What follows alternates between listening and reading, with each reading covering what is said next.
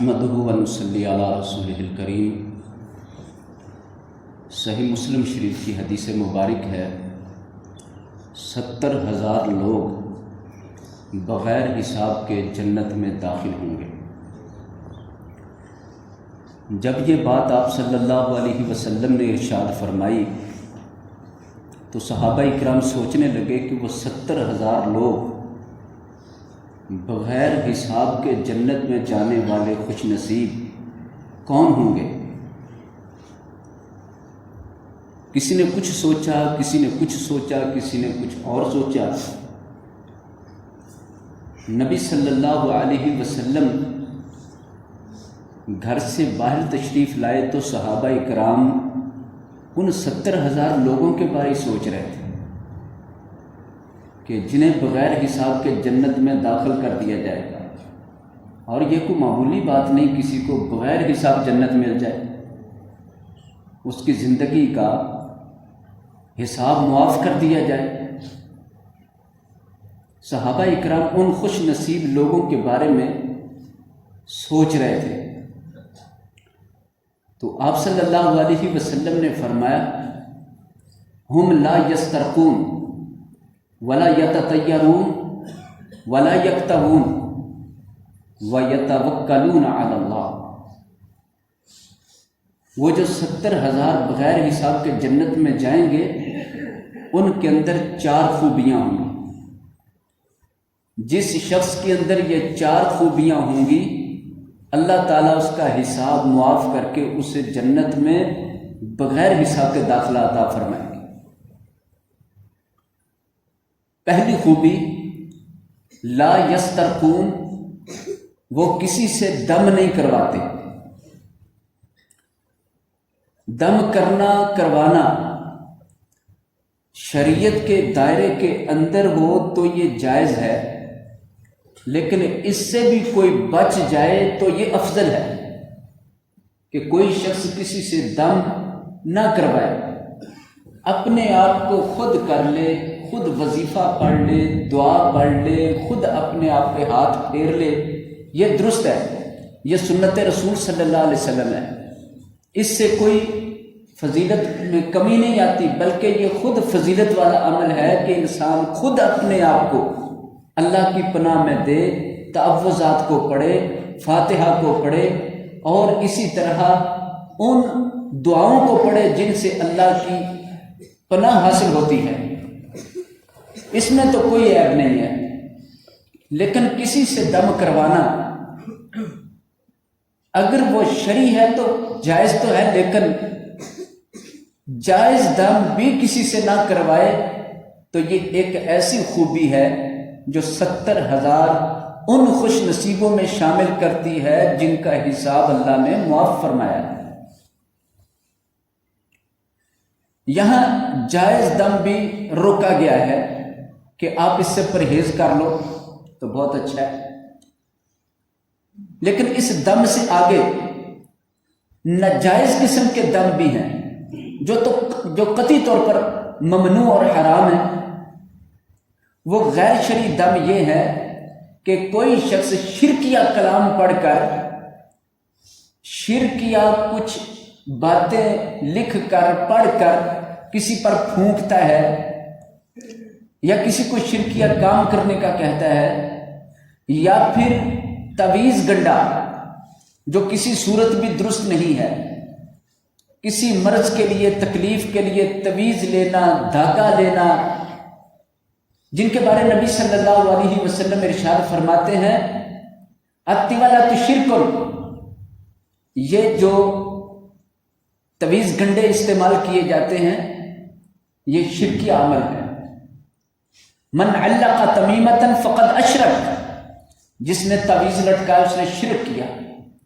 بھائی ایسا شخص جو تعویذ لیتا ہے، تعویذ دیتا ہے، شرکیہ دم کرتا ہے، شرکیہ دم کرواتا ہے، ایسا بندہ اپنے آپ کو گناہ گار کرتا ہے۔ شریعت تو یہاں تک رہنمائی فرما رہی ہے کہ جو جائز دم ہے آپ اس سے بھی بچ جائیں تو اللہ تعالیٰ آپ کو 70,000 بے حساب جنت میں جانے والوں میں شامل فرمائے۔ پھر اس سے آگے فرمایا ولا یتطیرون، دوسری خوبی جن کا حساب معاف ہونے والا ہے، جو فال بد نہیں نکلواتے، فال نامے نہیں نکلواتے۔ فال نامہ کیا ہے؟ مستقبل کی خبر لینا، آئندہ کیا ہونے والا ہے، اس کے لیے لوگ فال نکالتے۔ زمانہ جاہلیت کے اندر فال بڑا چلتا تھا۔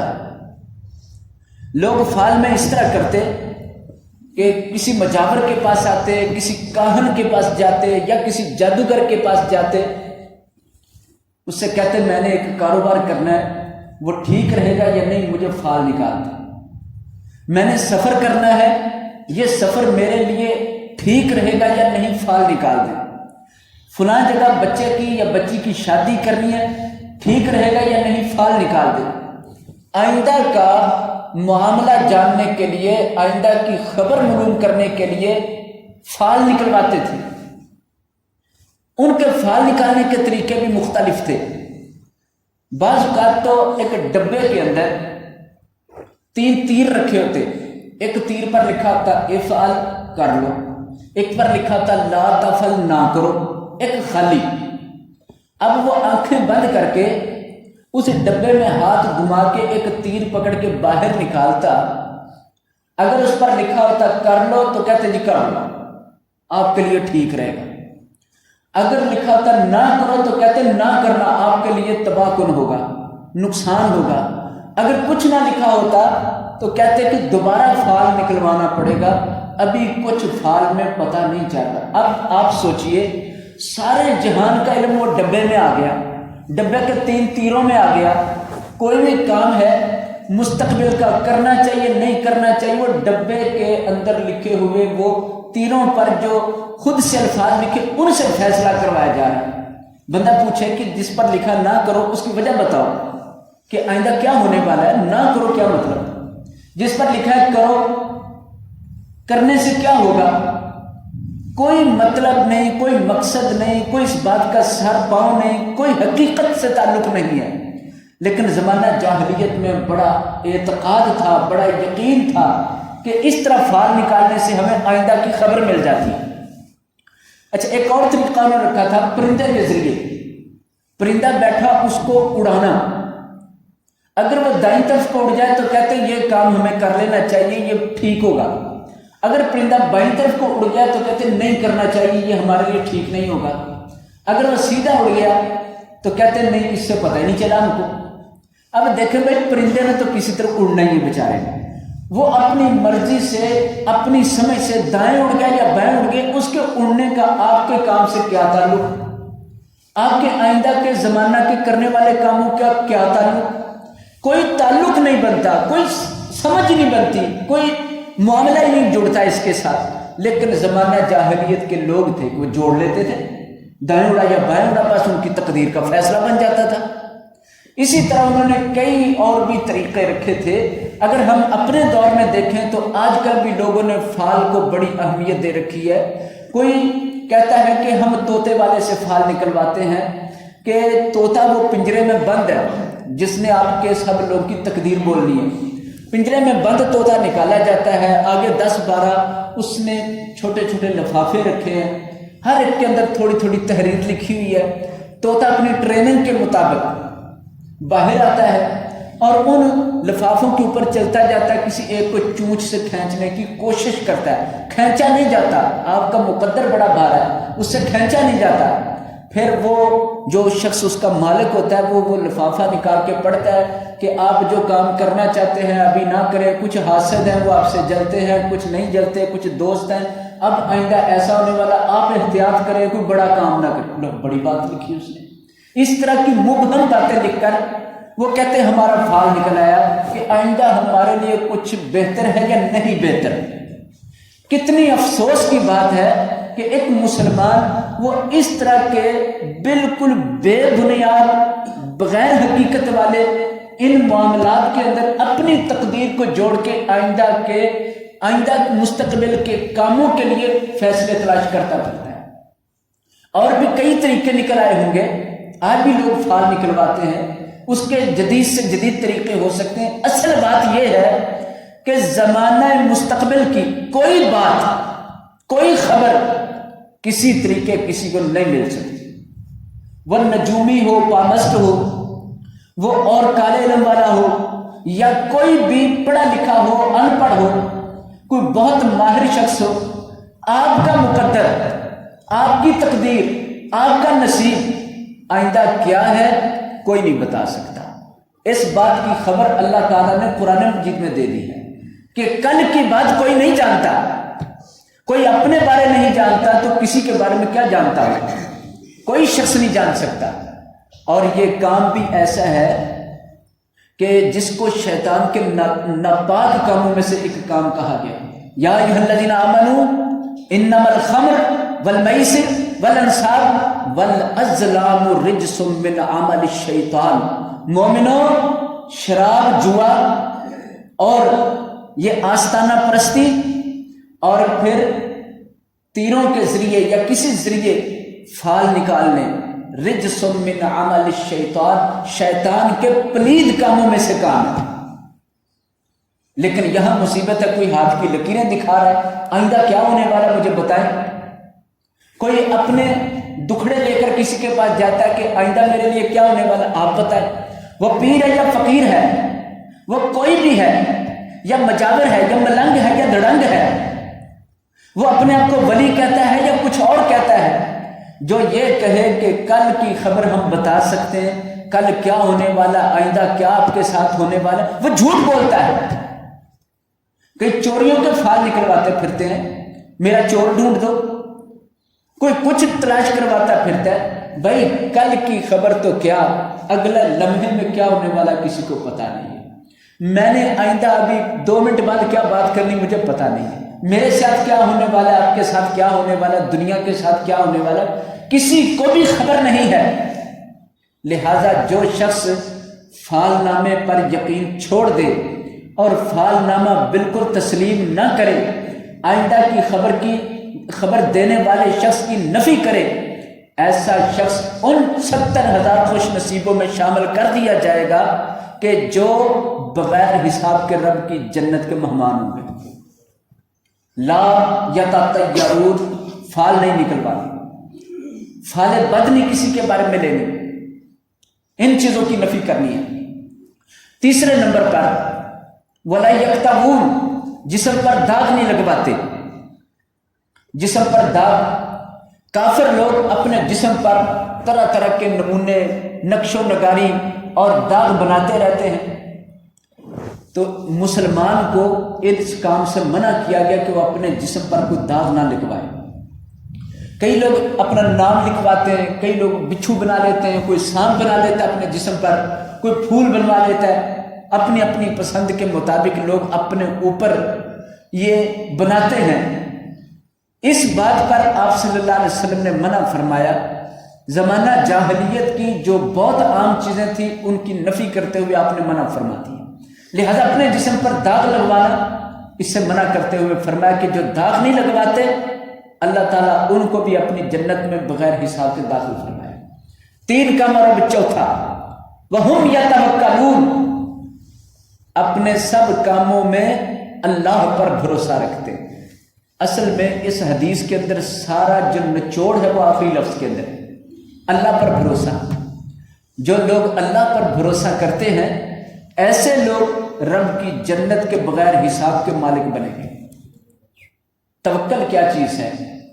توکل نام ہے اپنی تدبیر اختیار کر کے فیصلہ اور نتیجہ اللہ کی ذات پر چھوڑ دینا کہ میں یہ کچھ کر سکتا تھا، میں اتنا کر سکتا تھا، اتنا کر لیا میں، اس کے بعد میں کامیاب ہوتا ہوں یا کامیاب نہیں ہوتا یہ میرے رب کے اختیار میں ہے، اس پر میرا کوئی اختیار نہیں ہے. ایک صحابی نبی صلی اللہ علیہ وسلم سے پوچھتے ہیں اللہ کے رسول صلی اللہ علیہ وسلم، میں اپنی اونٹنی کو باندھ کر اللہ پر بھروسہ کروں کہ اب اونٹنی کہیں جائے گی نہیں، جانور میرا نہیں جائے گا، یا پھر میں اپنا اونٹ کھلا چھوڑ دوں اور اللہ پر بھروسہ کروں کہ وہ کھڑا رہے گا؟ حضور صلی اللہ علیہ وسلم نے فرمایا اپنے اونٹ کو باندھ کر، اچھی طرح باندھ کر، پھر اللہ پر توکل کر کہ اب اللہ تعالیٰ میرے سامان کی حفاظت فرمائے. یہ توکل کا اصل مفہوم ہے. کئی لوگوں نے یہ بنا دیا ہے کہ توکل اس طرح کیا جائے کہ نہ بندہ نماز پڑھے نہ روزہ رکھے، کوئی نیکی کا اللہ چاہے گا تو مجھے بخش دے گا، اللہ چاہے گا تو جنت، مجھے اللہ پر یقین ہے، اللہ پر بڑا بھروسہ ہے. بھئی یہ کون سا بھروسہ اور توکل ہے اللہ پر؟ احتیاطی تدبیر اختیار نہ کرنا، جتنی اس کے مطابق کام کے مطابق بنتی، کہنا مجھے اللہ پر بھروسہ اور توکل ہے. معقول قسم کی احتیاطی تدابیر معقول جو ہوتی ہیں ان کو اختیار کرنا توکل کے منافی نہیں ہے. علاج معالجہ کرنا توکل کے منافی نہیں ہے. انسان کا اپنے سامان کی حفاظت کے لیے دروازہ بند کرنا، تالا لگانا، یہ کوئی توکل کے منافی نہیں ہے. لہذا توکل یہ ہے اپنی تدبیر اختیار کرنا، اپنی محنت کرنا، اپنی توجہ کرنا، پھر اس کے بعد جو اللہ تعالیٰ کو منظور ہو اس پر راضی رہنا کہ میرے رب کو جو منظور تھا وہی ہونا تھا، تو جو میرے رب نے چاہا میری محنت کو پھل لگا دیا، یا میری محنت کو ابھی ایک طرف کر کے رکھ دیا اور اس پر کسی طرح کا اللہ نے مجھے نتیجہ نہیں دیا، یہ اللہ کی مرضی. اللہ پر بھروسہ کرنا اس کو کہتے ہیں توکل. لہذا جو لوگ اپنے کاموں کے اندر اللہ تعالیٰ کی شریعت پر چلتے ہیں اور اللہ پر بھروسہ رکھتے ہیں، اللہ کے دین پر چلتے ہیں اور اس پر بھروسہ رکھتے ہیں، مشکلات کے اندر بھی اللہ پر بھروسہ رکھتے ہوئے اپنے آپ کو دیانت، امانت اور سچائی پر رکھتے ہیں، سچ اور حق کا ساتھ دیتے ہیں، حق پر چلتے ہیں، یہ سچے لوگ یہی صحیح معنوں میں اللہ پر بھروسہ کرتے ہیں. اور جو لوگ شیطانی راہ پر چل نکلتے ہیں، حالات سے ڈر کر، واقعات سے ڈر کر، گھبرا کر، یا پھر کسی بھی اور دباؤ میں آ کر، ایسے لوگ اللہ پر بھروسہ نہیں کرتے. ایسے لوگ شیطان کی راہ پر چل کے اللہ پر بھروسہ چھوڑ دیتے ہیں. تو یہ 4 خوبیاں آپ کے سامنے رکھی ہیں. اللہ سے دعا ہے اللہ تعالی ہمیں ان 4 خوبیوں کو اپنی زندگی کے اندر حاصل کرنے کی توفیق عطا فرمائے. جب آپ نے یہ 4 خوبیاں بیان فرمائی تو ایک صحابی کہنے لگے اللہ کے حبیب صلی اللہ علیہ وسلم دعا کر دیجئے کہ اللہ مجھے ان لوگوں میں شامل کرے جو 70,000 بغیر حساب کے داخل ہوں گے اللہ کی جنت میں. آپ نے فرمایا اللہ تجھے داخل کرے. ایک اور صحابی کہنے لگے میرے لیے بھی دعا فرما دے. تو آپ نے فرمایا سبقت بہا اکاشا، اکاشا نے تجھ سے پہل کر لی، اس نے پہلے دعا کروا لی، وہ تجھ سے پہلے شامل ہو گیا ان کے اندر. دعا کرنے سے اللہ توفیق عطا فرماتا ہے. بار بار ان باتوں کو دہرانے سے بھولی ہوئی باتیں یاد آ جاتی ہیں اور عمل میں انسان کے اندر بہتری آ جاتی ہے. اللہ تعالی ہمیں قرآن و سنت کے مطابق عمل کرنے کی اور ایسے اعمال جو بغیر حساب جنت کی طرف لے جانے والے ان کی توفیق عطا فرمائے. وما علی البلاغ، استغفر اللہ لی ولکم ولسائر